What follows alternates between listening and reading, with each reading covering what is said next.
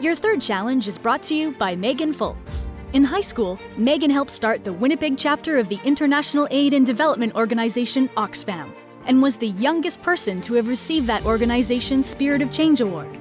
She's gone on to volunteer with the Women's Education and Action Fund of Manitoba and the Legal Help Centre. She's a founding member of Winnipeg's Young Philanthropists Network, and also served as president of the University of Winnipeg Students Association. Okay, teams, this challenge is called Vote, or Else. The basic principle behind democracy is that people have a choice of who will represent their interests in government.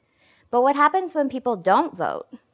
In Canada, voter turnout for federal elections stands at about 60%. In Manitoba's last election, turnout was even lower than that, at just over 55%. That's a lot of people not voting, more than 300,000. Some think that the way to ensure that we have full participation in elections is to make voting compulsory. Under this system, people who don't vote would get a fine or have to do community service. Supporters of this approach say when voting is mandatory, it sends a strong message about civic duty. It's the same as having to pay taxes or take part in jury duty. Others argue that making voting mandatory would be against the principles of democracy. They believe that people should have the right to choose whether or not to vote.